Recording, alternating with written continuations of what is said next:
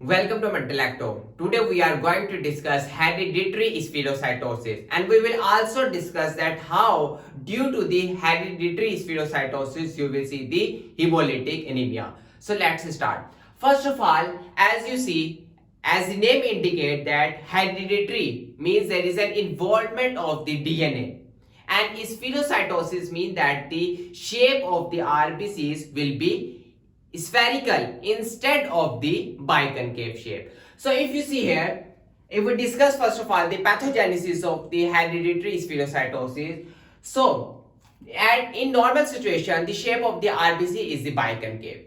So that is, this one is the top view of the RBCs, and this is the side view of the RBCs. Okay, that is actually in normal situation RBCs is actually biconcave. Okay, that's the most important thing. Okay, but when you see the hereditary spherocytosis, you will see the RBC shape will become changed and they will become spherical in shape. Okay, that's the one thing, spherical. The RBCs will become spherical. Okay, this is the one thing. And second thing, the size of the RBCs will also reduce, and that's why we call the micro. Okay, that is the micro spherocytes. Okay, that's the most important thing. That how RBCs will become microspherocyte. So due to the defect in the proteins that actually maintain the shape of the RBCs. So that's the most important thing. Four major proteins that are actually involved in the hereditary spherocytosis. So first of all, first one that is the most important is the band 3. Band 3 proteins, okay, that actually transmembrane protein that is actually present in the plasma membrane of the RBC. Okay. Second is the ankyrin. Second protein is the ankyrin proteins, okay, that will actually attach to the band 3 protein. Okay.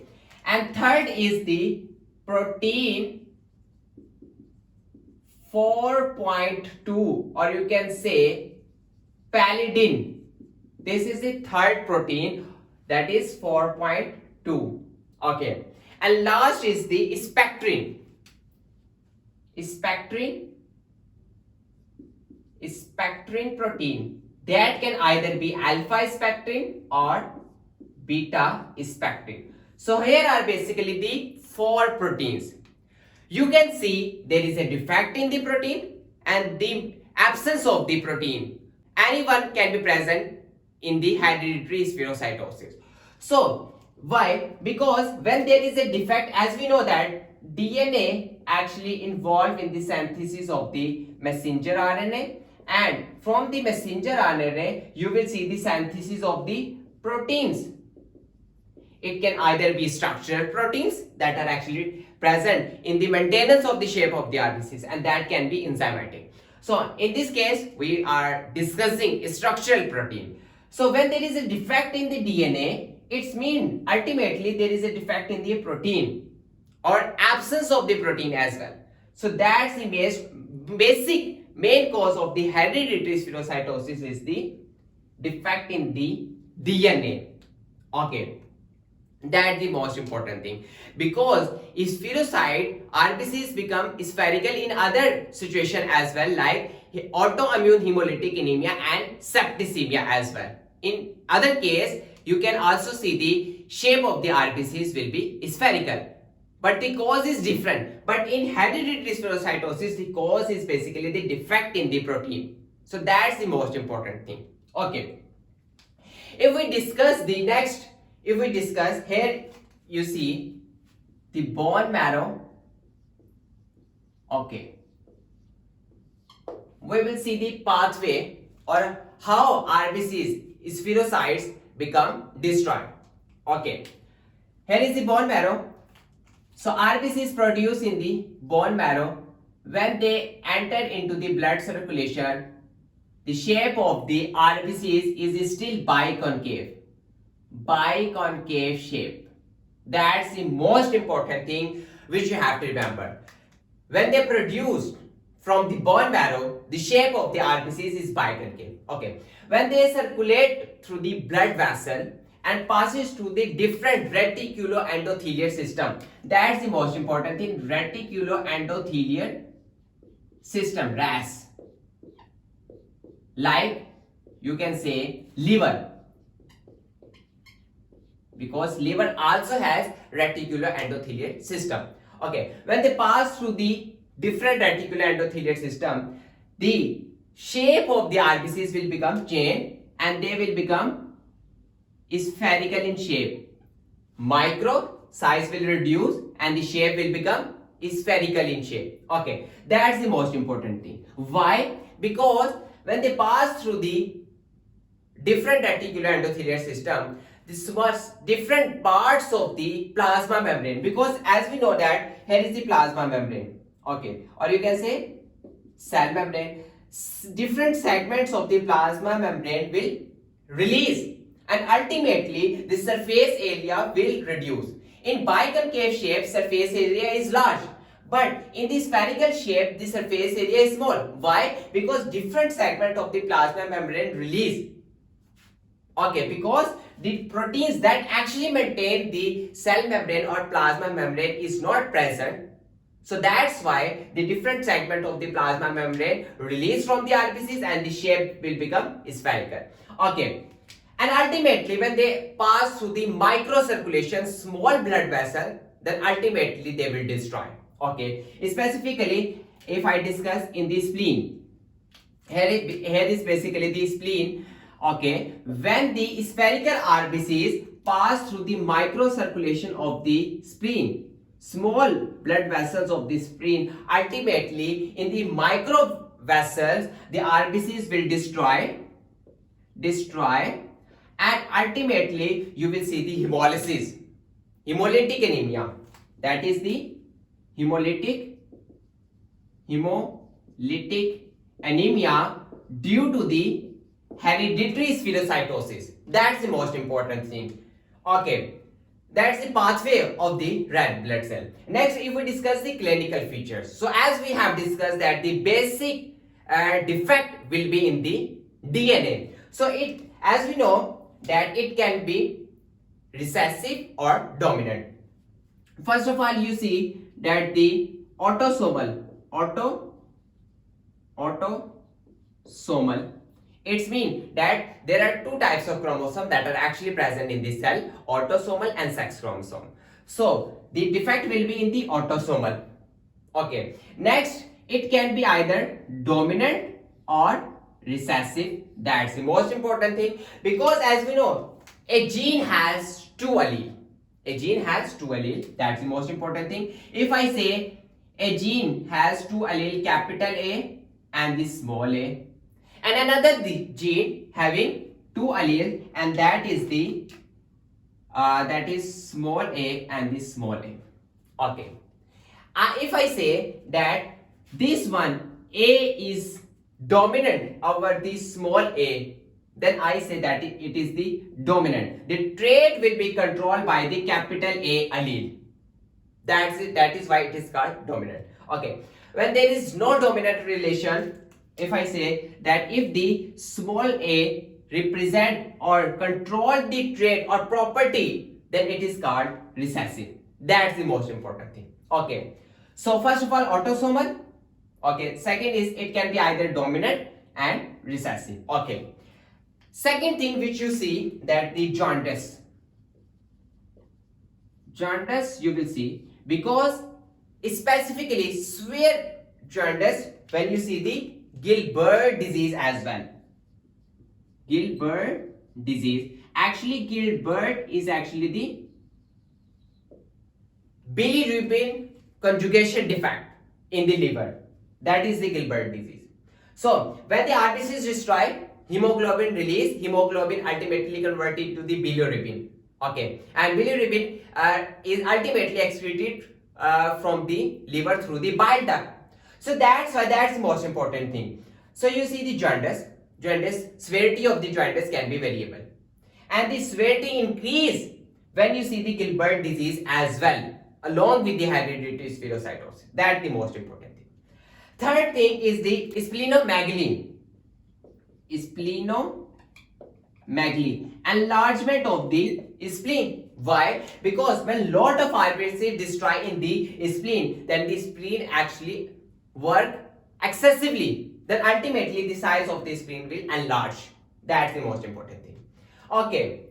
Next is the pigment stone in the gallbladder. Why? Because when you see the breakdown of the RBCs increase, start excreting through the bile duct. So ultimately there is a more chances of the accumulations of the pigment in the gallbladder, because ultimately the liver secrete its secretion in the gallbladder, and from the gallbladder it will actually release in the duodenum, intestine. Okay. So there is a more chances of the formations of the pigment stone, and it can be visualized through the ultrasound as well. Okay.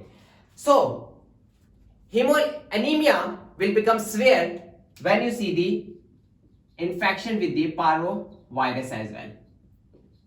Along with the parvovirus infection, the anemia will become severe. Okay. If we discuss the hematological finding, first you see the anemia. That's the most important thing. First finding in the hereditary spherocytosis is anemia. But keep remember one thing about the anemia. Anemia will not always present in the hereditary spherocytosis. Okay, that's the most important thing. Second thing, in microscopy, you will see the microspherocyte. Microspherocytes. Small spherical shape RBCs. That's the most important thing. And these RBCs will stain with deeply. That again the most important thing. And last is the reticulocyte. Reticulocytes number increase like 5 to 20%.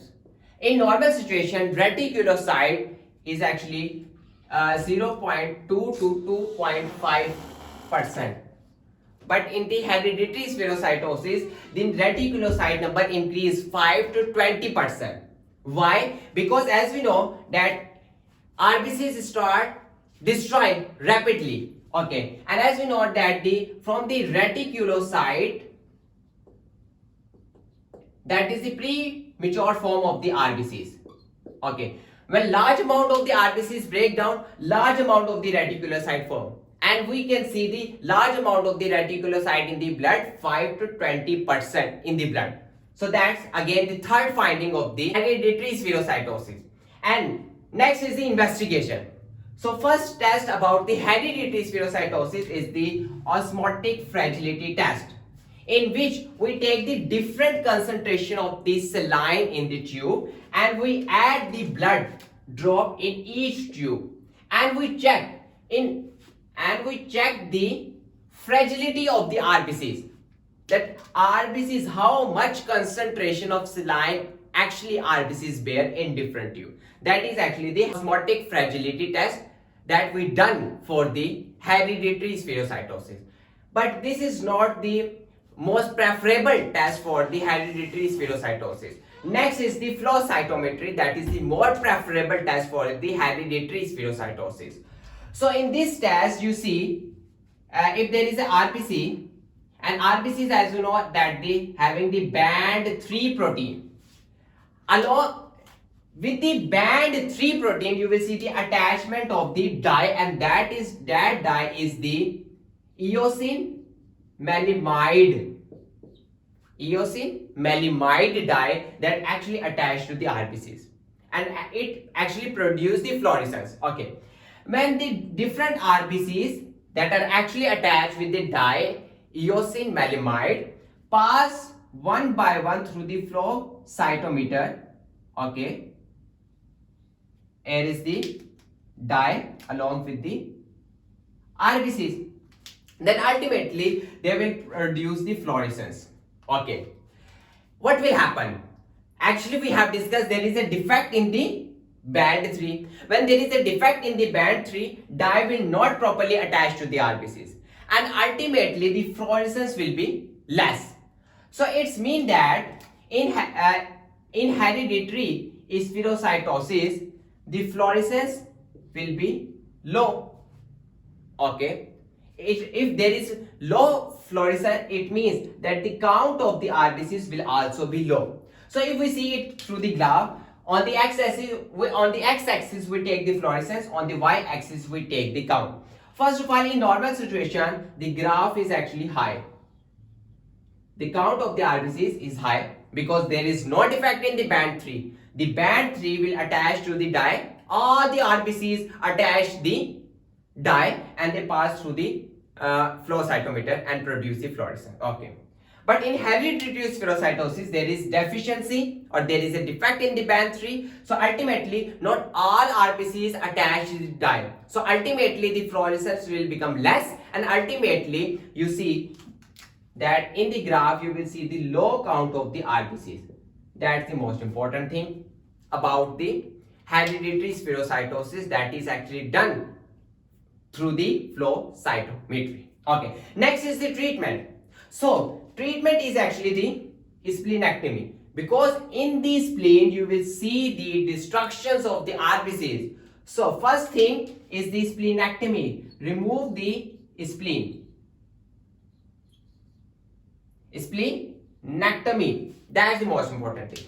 But keep remember, you have to see the different symptoms in which you will do the splenectomy through the laparoscopic method. So first thing, you will see the anemia, that's the most important thing. Okay, you also see the pigment stone, okay, in the gallbladder, and the ulcer in the legs, and last is the growth retardation. When you see these 4 symptoms, then you will go towards the splenectomy, removal of the spleen. Specifically, preferable method is the laparoscopic method. So in that situation, when you see the pigment is strong, then in that situation you will also do, along with the splenectomy, cholecystectomy, removal of the gallbladder as well, because in which you will see the different pigment actually stored in the gallbladder. So we also remove the gallbladder as well, and that is cholecystectomy along with the splenectomy. Okay, after removing the spleen, the patient or the HB of the patient will go toward the normal, even though microspherocyte is still present in the blood of the patient. Okay, and if you see the deficiency anemia, you can also give the folate to prevent the folate deficiency anemia.